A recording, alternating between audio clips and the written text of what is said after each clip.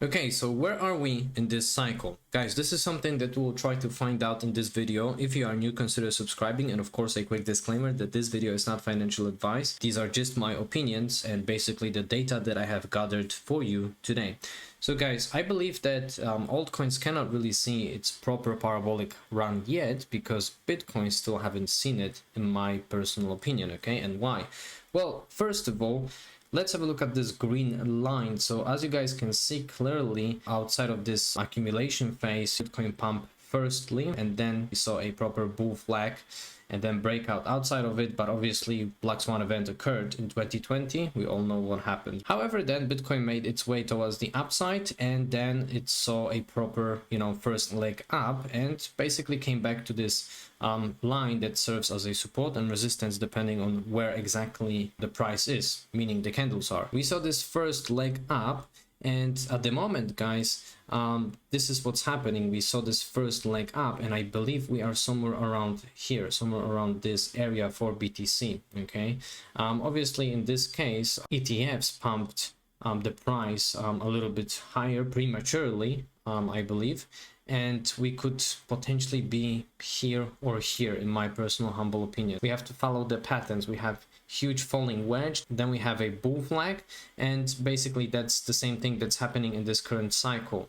Then we have the first leg, so on and so forth, guys. So I believe that Bitcoin, based on this, could potentially see the tops of around 150k, upwards of 250, potentially even more, considering the fact of how many bullish news we have in terms of countries and states, and everybody's degenerating into Bitcoin and all of this, right? Of course, we have to remember about it that news are news, right? And they don't necessarily advertise things when they are really important, right? So potentially they could over advertise and all of this. That's why it's better to be cautious and, let's say, take out our profits. Of course, guys, not a financial advice, but this is somewhere where I expect Bitcoin to top this cycle. Okay, and why? Right, obviously I have certain data that potentially can confirm it, right? This is something that's uploaded by Mr. Titan of Crypto. This is daily for BTC. So the Wyckoff method, we saw this top of 104k, give it or take, and now potentially we can experience some shakiness, a lot of it, not necessarily, but very possible. After that, potentially the next leg up, and then here, right? So that would basically coincide with that, what, 150k, and then 200 something, whatever, right?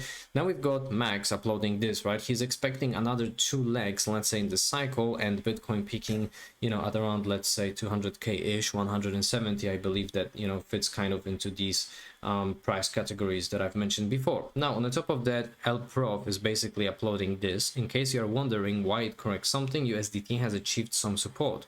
Don't forget that USDT dominance has broken a 3-year trend line, and the target is far from being reached here. That obviously is the thing. I've been showing you the USDT dominance before. Now Mr. Sensei, from the other hand, is uploading Bitcoin's dominance, and this is weekly chart, guys. So on a weekly, that basically just looks like a a bearish retest, right? We still haven't really closed above this dominance for BTC. So as you can see, we have some pressure that pushes that candle towards the downside, and let's see how that is going to play out on a weekly, right? Now another potentially concerning thing is that Google Trends basically reached almost the peak if it comes to the interest, right? But obviously that can vary from cycle to cycle. Spot crypto exchange volume that hits 2.7 trillion in November, and that was highest since May 2021. But we can clearly see that we had a couple of candles like this, let's say, per previous cycle, and I believe that was just the first pump for overall crypto market. Now Yoda is uploading this for altcoins, so this is total 3 on 4 daily.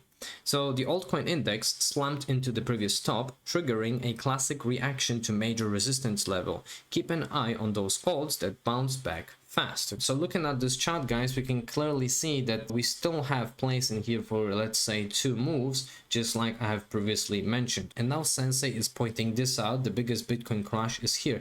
This is the chart that I've been showing on the channel for a while before, in previous weeks and months, I believe, and now this actually is playing out, guys, right? So big shout out to Mr. Sensei because he's actually calling on that move. But anyways, guys, speaking about some bullish news, we've got Russian State Duma Deputy Anton Takchev, apologies if I have mispronounced his name, proposes creation of a Bitcoin strategic reserve in Russia. Okay, I believe this is very bullish news. Okay, of course, everything is following, you know, what Mr. Donald Trump decided, right?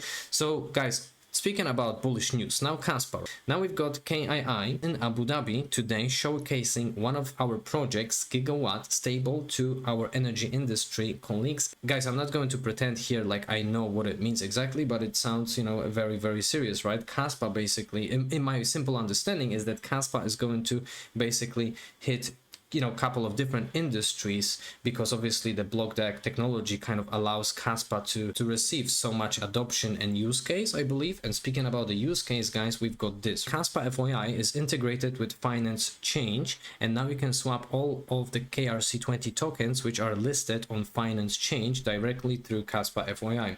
And now looking at these guys, they are basically, you know, DEX, right? So another use case for Kaspa that I was just mentioning about. And guys, I don't want to be over bullish in here, right? I'm trying to look at things from, you know, very kind of calm perspective. I don't want to be over bullish, but I don't want to be a total bear as well. So I still think that there is a fuel in the tank for, you know, this cycle. But anyways, Dr. Crypto is uploading this. He's more bullish now than a few days ago. There was the largest single day liquidations in months. 1.5 billion USD liquidated in one day is huge.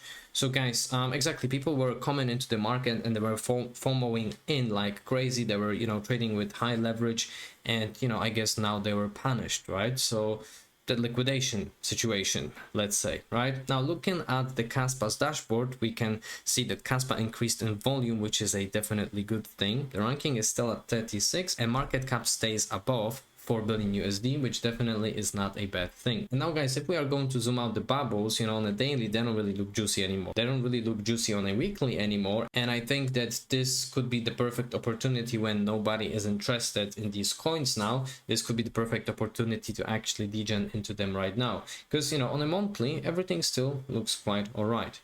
Anyways, coming back to, you know, I believe bullish news, another piece of bullish news is that institutions, well, ETFs, not necessarily institutions, but, you know, ETFs are basically purchasing through BlackRock and different instruments, let's say, right?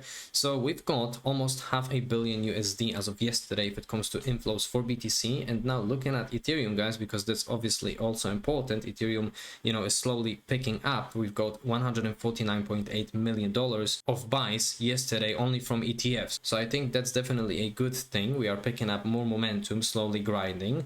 However, guys, this, you know, let's say shakeout, temporarily shakeout, I believe, you know, didn't really shake too many people. People are still greedy according to CoinGlass. So this is something that we have to pay attention to. And now, guys, looking at liquidity for BTC, that's Bybit perpetual on the daily, everybody flipped bearish now, right? And everybody is shorting the market, well, BTC in particular, and on 7 daily as well. So based on liquidity, that can potentially mean that this is the end of this pullback or shakeout, however we want to call it. So let's actually switch to weekly now. Let's have a look at Binance first, and then we are going to look at different exchanges. So we see that we've got significant blocks of liquidity at price of 104,500, and that can probably push more FOMO, and price of BTC can see another leg up, right? So I believe the best is yet to come. Now let's have a look at Bybit. That's obviously another exchange where liquidity is huge, I believe. So you can see that we don't really have as much as liquidity as on Binance, but still we've got significant amount. That's definitely more than enough to push this market towards the upside now. So guys, let's have a look at Kaspa now. Now, looking at liquidity standpoint with Kaspa, we can check Binance first. So guys, the same case as with BTC. Everybody is shorting the market, and let's have a look at Kaspa on 7 daily on all of the exchanges. So everybody again is flipping short. So now looking at liquidity for Kaspa, we see what's happening. We don't really have a lot of liquidity on 2 weekly, right? So that liquidity again, firstly have to flow into BTC because we saw that, right? Let's actually have a look at Binance perpetual on 2 weekly, and let's see where Kaspa is standing at. So again, guys, you see that on another exchange in comparison to BTC, that's totally different story, right? That's why I believe Bitcoin has to see its cycle first. But anyways, on small time frame, we can see that we still have some movements. So on small time frames, we can see choppy price action, I believe, until liquidity will properly flow from BTC. To conclude, I believe that these times are, you know, probably the last times to accumulate crypto when nobody's interested, when we had this index, well, kind of almost reset, at least a little bit. And I believe we are going to see another leg towards the upside, you know, probably in a week or two. Again, not financial advice, they are just my opinions. Guys, I hope that you have enjoyed this quick update, and as always, peace and love crypto.